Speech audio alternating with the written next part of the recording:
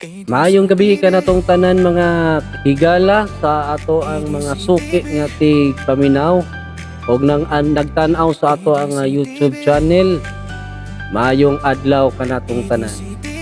Nini nga adlaw magahisgot no sab kita og usa ka istorya diha sa Biblia alang sa pagpamalandong sa tagsa nato ka kinabuhi mga higala.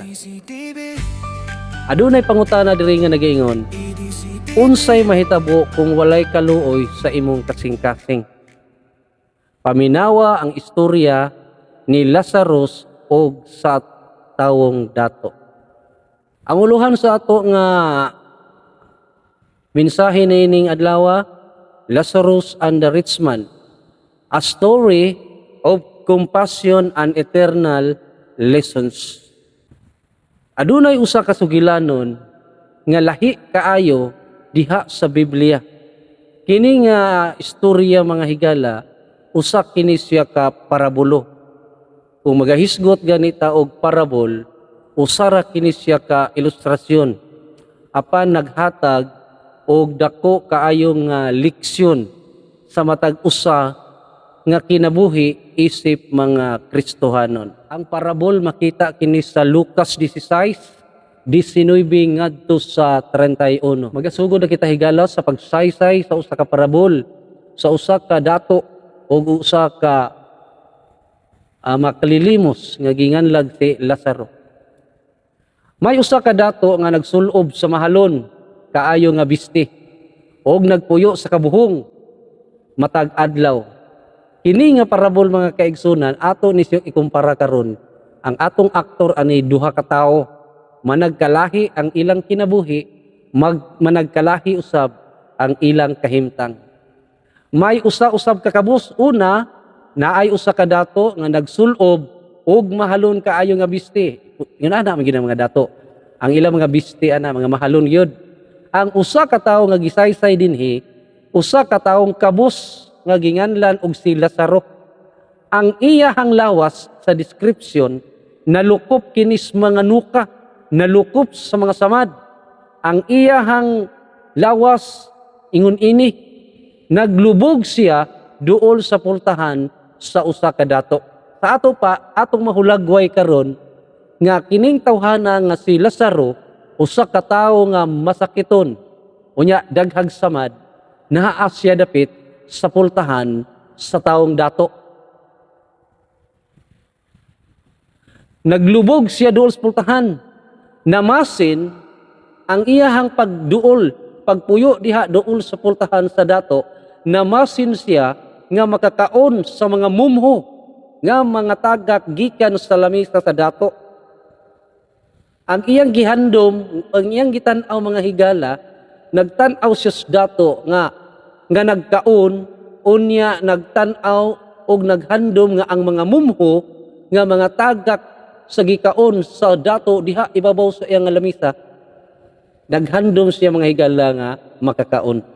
Unya gihulagway pagyud nga ang iyahang mga samad adunay manuol nga mga iro og mitilap sa iyahang mga nuka. Og karon ang kahimtang mga kaigsunan, namatay si Lazaro o gidala sa anghel ngadto sa kiliran ni Abraham. Ug ang dato sa bahigala namatay usab og gilubong og nagantos pag-ayo didto sa Hades. Ang pulong Hades mga kaigsunan kalayo, imperno. Kung atong ibalikan ang ilahang hulagway, silang duha namatay. Si Lazaro gidalas manulunda ngadto sa kiliran ni Abraham. Ang taong dato higala namatay usab, pero naa siya ang iyang kahimtang didto sa Hades, didto sa kalayo nga nagdilaab. Unya miyahat siya og nakita niya didto sa layo si Abraham ug sa iyang kiliran diha sa Lazaro. Sa diha nga nagantos siya didto sa Hades, ang taong dato pagyahat niya sa imabaw nakita niya si Abraham ug ang tawo nga kabus pobre higala nga si Lazaro tuwa sa kiliran ni Abraham. Unsay iyahang singgit sa usa ka dato? Ingon ang usa ka dato, misinggit siya ngadto kang Abraham, amahan, kaluy intawon ako, ug ipadala si Lazaro diri aron itunlob ang iyang tudlo sa tubig ug pagnawan ang akong dila kay nagantos ako pag-ayo sa kainit ni ining kalayo. Kung atong hunahunaon mga higala, ang tawong dato hakog og dalo bisan sa mga mumho na lang nga nangatagak or nga ihatag ngadto sa kabus nga tawo nga si Lazaro, wa gyud niya makita. Bisan pa mga higala og nakita niya ang kakabus ni ini nga tawo, wa gyud siya makahimo sa pagtunol og pagkaon. Nasi ang pultahan. Grabe naman na kaayo. Kung ato nang ihulagway, grabe na kay nga kahimtang mga kaigsunan. Ang ilustrasyon sa parabulo, ang kabus na aspultahan sa taong dato. Bisan gamay mga higala, wa gyud kay makita nga naghatag siya pagkaon ngadto. Karon namatay ang usa to as kiliran ni Abraham, ang usa nagantos sa kalayo. Apan si Abraham itubag, sa itubag ni Abraham sa pagsinggit sa taong dato, ingon siya, anak, giingnan niya ang taong dato, hinumdumi nga sa didto ka pas kalibutan, nabuhong ka sa tanang maayong butang, pagkaon, bisti, paglaag, tanan nga mga kahimtang o kahilayan, nabuhong ka. Samtang si Lazaro, lunlun lamang kadautan ang iyang nahiaguman. No?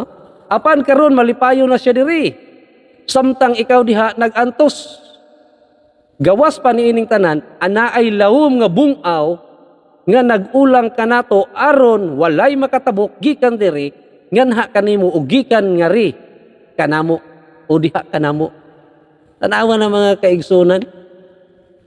Ang tawo duha ka tawo ang gihilugway, dato og kabus, ug ang kabus higala nagantos sa iyang kalisod. Ang tawong dato nagpuyo sa kabuhong. Apa niining kahimtanga karon, ang tawo nga nagantos sa kalibutan nga wa gyud makaon, nagmasakiton, karon ginalipay siya didto sa langit. Apan ang tawo nagpuyo sa kalibutanon, sa kabuhong higala, nagantos sa kalayo. Kung ato nang ihulagway karon nga ilustrasyon o parabol mga kaigsunan, kung wala di ay kaluoy sa atong kasing-kasing, posible mga higala nga kita sunugon didto sa impierno. Ang dato mitubag, ingon ang dato, kun mao ka na amahan, hangyuon ko ikaw nga imo untang ipadala si Lazaro ngadto sa amo. Ang hangyo sa dato hinumdumi, karon pa siya nakabati og pagbasol. Posible naghinulsol, apan wala na may mahimo kay naa may giulang nga bungaw taliwala kang Lazaro nga nas kiliran ni Abraham ug sa taong dato nga nagantos diya sa kalayo. Ingon siya, amahan, yang giingnan si Abraham, hangyuon ko ikaw nga imo untang ipadala si Lazaro ngadto sa among balay. Kay aduna ako'y 5 ka mga igsuong lalaki. Paadtua siya aron kapasidan-an sila, aron dili mahianhi dapit sa kasakitan.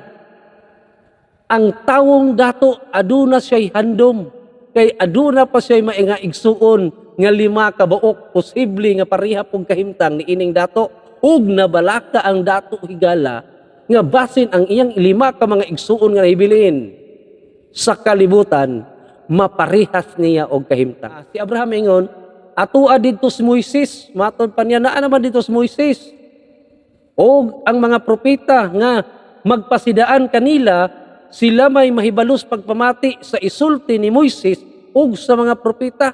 Ang tubag ni Abraham, tuan na may mga propeta, tuan na may mga pastor, tuan na may mga magwawali didto. Maminaw lang sila. Unya, pwede na nga mahimo nga dunay kausaban ang ilang kinabuhi, maminaw lang.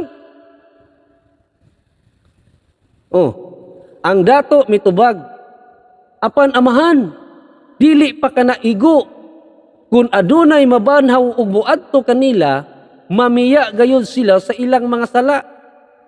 Naghuna-huna ang taong dato nga epektibo sa iyang hunahuna nga dunay mumensahe sa iyang mga igsuon nga naka-experience na sa kasakit.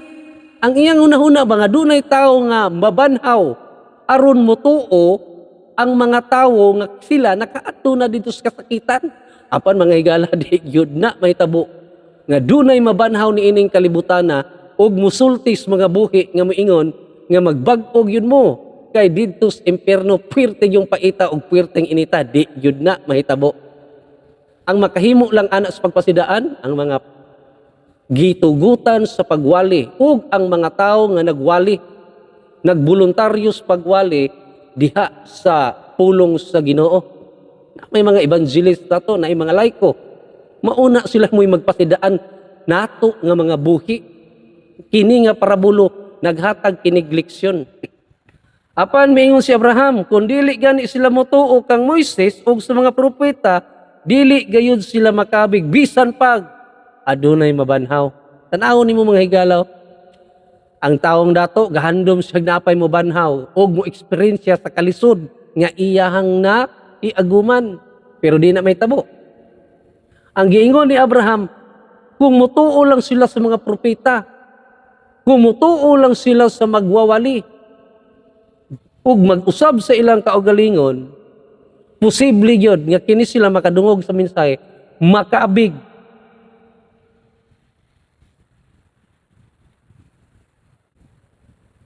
Maunay handom sa dato mga kaigsunan. Life of the rich man, unsa ang iyang kinabuhi? Hayahay ang kinabuhi, pero walay kaluoy. Gi-address kini nga parabol ngadto sa mga taong dato nga way kaluoy ngadto sa mga kabus. Nagdaog-daog sa mga kabus. Og di gyud motabang ngadto sa mga kabus gi-address ni. Unsay kinabuhi sa rich man? Buhong siya sa iyahang pagkaon, buhong siya sa pamuyo nga hayahay. Bisan unsa ang iyang buhaton, mahimo tungod kay puwerte niyang daghanang kwarta. Apan dunay tao diha sa iyang tugaran, wa gyud niya tagda. Ang rich man sobra ang pagkaon ug mahal ang iyahang mga gamit ug mga sinina, pero wala siya nagpakabana sa uban. Ang kasing-kasing niya walay pagpakita ug kaluoy. Ang Biblia, ang kasulatan mga higala, daghan kaayog leksyon nga nagtumong og nag-address ngadto sa mga dato, di ba? Makadungog tas mga ebanghelyo or mga wali, mas makasulod pa ang kamilyo sa lungag sa dagom kaysa dato nga moadto sa langit. Grabe kina nga ilustrasyon. Grabe extreme na siya nga hulagway mahitungod sa dato sayunan ka anak pagkadako ng kamil. Dako kayo ng kamil higala. Dako kayo ng kamil. Unya gihulagway nga kanang kamil mulusot sa lungag sa dagom. Mas maayo pang kamil kay makasud pa sa lungag sa dagom. Pero ang mga dato di gyud makasulod sa pultahan sa langit. Kay nga naman tungod sa ilang way pagpakabana o pagkadalo. Way kaluoy. Ang kinabuhi nila sa roingon ani pod masakiton. Naglaom nga makakaon, naglaom nga maka-eksperyensya ug unsay kahimtang nga adunay hamugaway nga kinabuhi, pero ang iyang ginahuna kana lang yung pagkaon kay nagtan-aw gyud siya sa taong dato nga nagkaon ug naghandom sa mga pagkaon o mga mumho nga nangatagak nga mahipunta sa iyang baba. Masakiton siya, naglaom, naghandom nga matagbaw ang iyang kaugalingon sa pagkaon. Sila saro puno sa samad ug nagantos. Grabe kayo, no? Kabus pa. Unya na puno pag yun sa samad ang iyang lawas. Unya gutom. Naglaom nga ang sobra sa rich man muabot bisan gamay lang sa iyahang baba. Pero wa gyud na mahitabo mga kaigsunan. Dili lang ang lawas ang magkalahi. kundi ang kasing-kasing ug ang espiritu sa ilang kinabuhi. Kung imong ikumpara ang ilahang mga lawas, maayo og lawas ang taong dato. Ang pobre mga kaigsunan, ang iyang lawas nagkadunot, kawa gyoy makaon. Pero managlahi mga kaigsuunan, ang ilahang espiritu sa ilang kinabuhi ug ang ilahang kasing-kasing. Kung imong tanawon, silang duha namatay. Sila sa rugi, sagop ni Abraham, diha sa iyang sabakan o kiliran. Ang taong dato, napunta dito sa kalayo. Pagkamatay, doon na bagong kalibutan mga kaigsuunan. Pagkamatay nila, nagkaiba ang ilang kahimtang. Sila sa rugi, sagop sa kalipay. Samtang ang rich man nadala sa kasakit.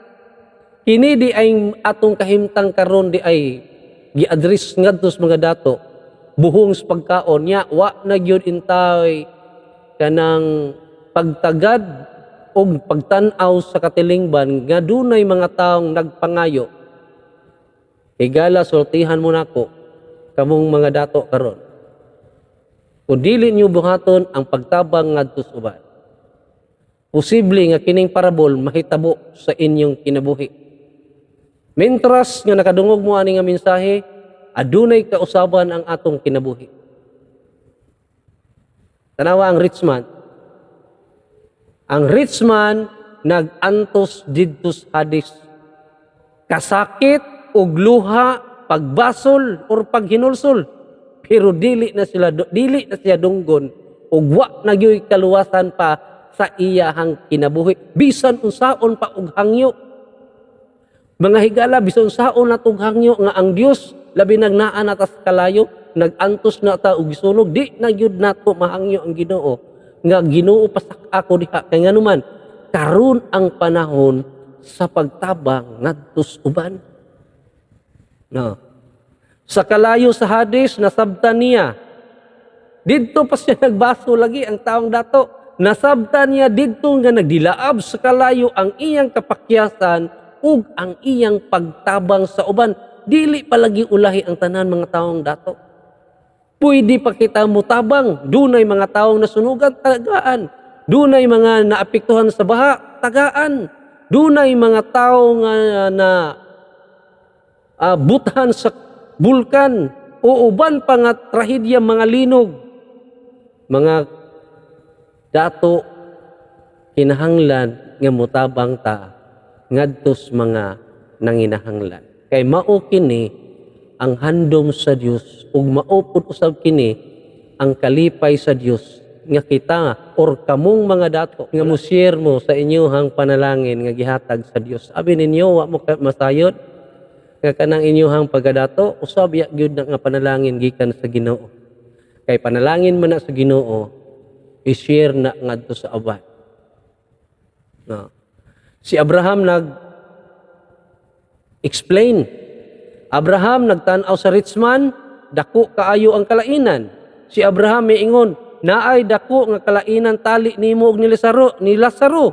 Dili na nato malabwan ang gap. Di na malabwan ang gap mga kaigsunan. Kay ganuman, si Lazaro nag-antos. Karon nahayahay. Ang taong dato nahayahay, karon nag-antos. Buot ipasabot nga ang balaang kasulatan nagsaysay nga kung kita magpataas sa kaugalingon, ipaubos sa Dios. Tanawa sila sa nga nagpaubos, gipataas sa Dios. Usa may ato ang leksyon nga makuha ni higala. Ha? Ang imong gibuhat sa kalibutan karon, ang atong gibuhat sa kalibutan makaapekto sa kahangturan. Kaya nga naman, kung wa ta nagtabang karon ug mag-antos ta sa kalayo, kahangturan na. Dili na ingon higala nga imong giunahuna nga inighuman mo og pag-antos pagkahuman malangit ka, dili. Mamatay ka. Mamatay ta kung wala tay pagtagad sa atong mga igsuon nga naa sa ubos. Walay makaluwas kung wala ka na sa kalibutan. Ang oportunidad mawala. Ang imong gibuhat karon magpabilin sa kahangturan. Unsay giingon diha? Magpabilin sa kahangturan. Kung nagtabang ka, magpabilin ang kahumot sa imong pagtabang sa kahangturan. Kung dili ka mohatag or dalo ka nga pagkatao, ang imuhang kadalo magpabilin hangtod sa katapusan or sa kahangturan. Unsa may tawag karon niini nga mensahe? Pagtabang, pagampo, ug pagbag-o. Unsay atong aksyon niini nga mensahe karon?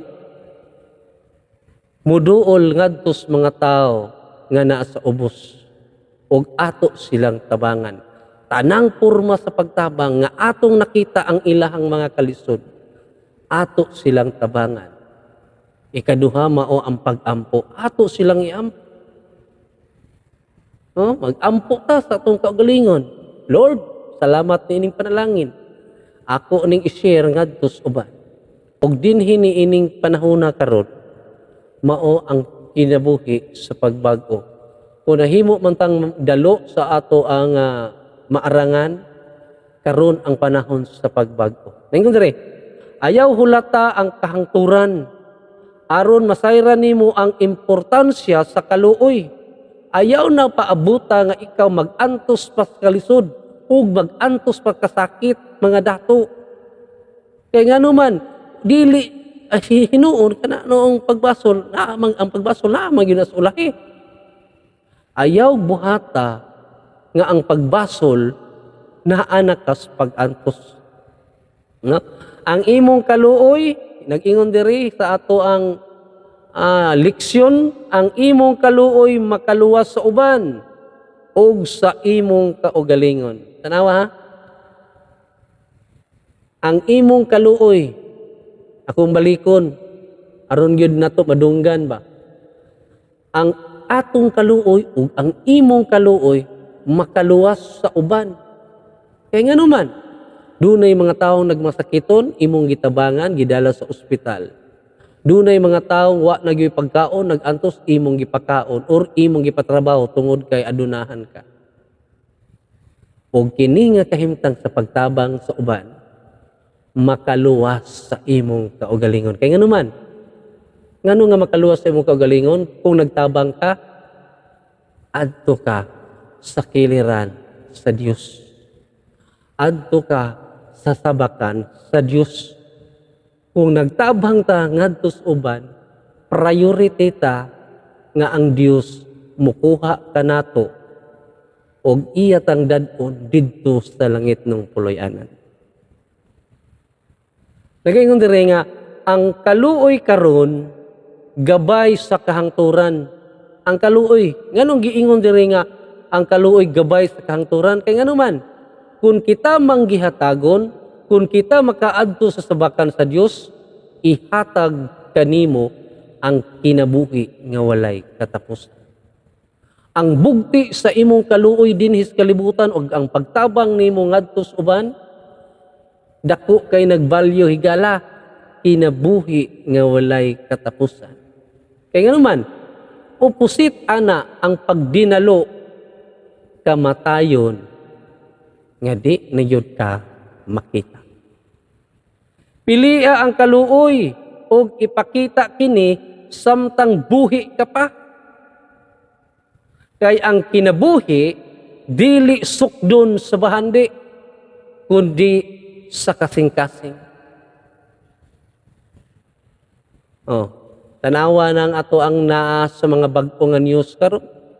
Ang dunay mga politisyan, sakim sa mga bahandi, sakim sa kwarta, kung sa'y nahitabo. Nag-anto sila karon, naas prisuhan. Unya og di maghinulsol, dubli, inigbalik sa Dios, og di sila maghinulsol, maabtan sila sa kamatayon, mag-anto sila sa kalayo. Muna nga niining kagabhiod mga higala sa ato nga mensahe. atong buhaton ang espiritu sa pagkamanggihatagon. Atong batnan ang espiritu sa pagkamaluluyon ngadto sa uban. Ang akong buhi nga pag-ampo nga kita tanan mapubri og madato mahimo tang galimitod diha sa atong mga igsuon nga gipiyal sa Dios. Daghang salamat ug maayong adlaw kanatong tanan. Kung wala pa kamo ka-subscribe sa ato ang YouTube channel ADC TV, palihog ko ug pindot sa ato ang notification bell. Maayong adlaw ug bye-bye.